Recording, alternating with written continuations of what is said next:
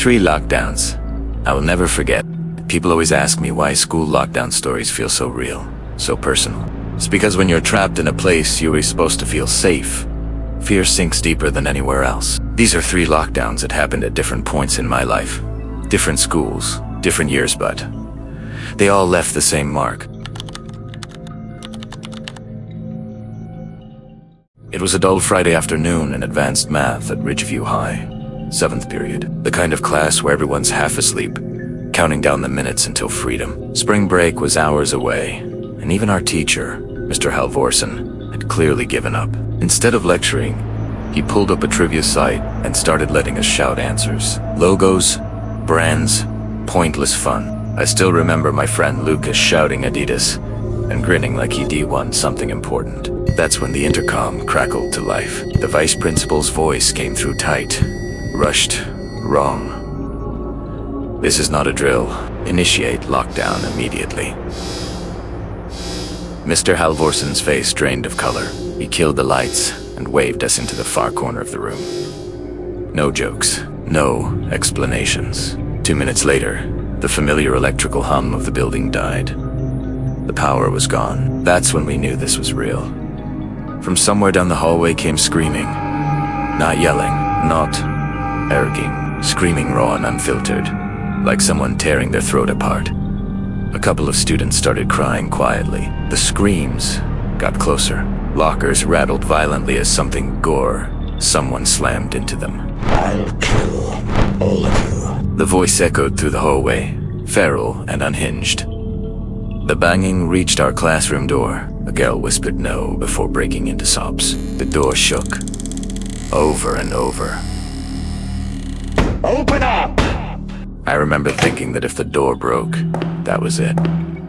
No hiding, no escaping. Then, just as suddenly as it started, the pounding moved on. The screaming faded into the distance, swallowed by the building. Later, the administration told us a disturbed man had forced his way inside and attacked the front desk secretary. No cameras, no security.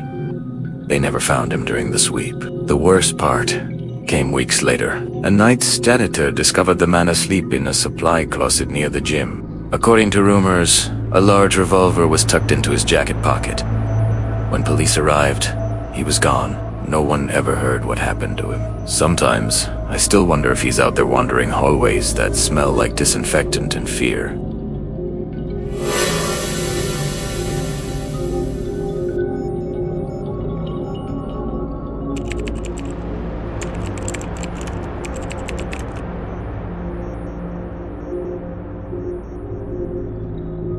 At Pine Hollow Middle School, lunch periods were staggered. I was eating with my friends when we heard 4 loud booms. I thought it was thunder.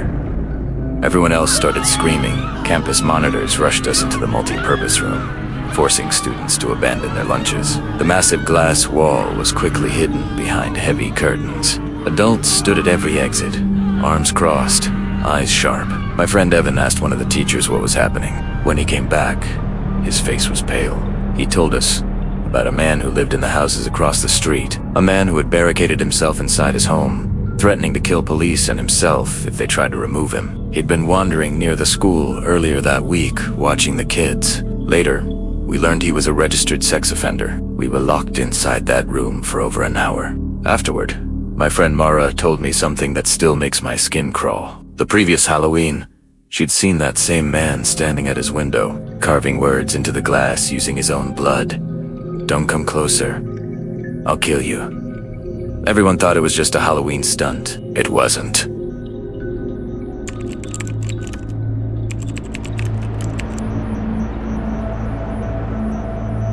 I was 22 when I started working as a tech assistant at my old school, Northgate High. My office was in the basement, quiet, cluttered, and oddly comfortable. Air conditioning, servers humming. A place students never went. One afternoon, I got a call from the front office. Locked down. Possible armed intruder. The office didn't even have a door. I shut off the lights and waited in silence, texting my coworkers Ryan and Mark, but they never replied. Then the basement door creaked open. Footsteps came down the stairs. Someone entered my office and stood there in the dark. I didn't breathe. My phone buzzed with a message from Ryan. Someone shot Mr. Callahan. Guy has a gun. Red shirt and hat. Don't come upstairs. The man in the room was wearing a red plaid shirt. When I ran, the gunshot echoed through the basement like a thunderclap. The bullet missed me by inches. Police caught him at the exit. Mr. Callahan survived. I still hear that gunshot in my dreams. Schools are supposed to protect you, but sometimes they just become the place where fear finds you first. And once it does, it never really leaves.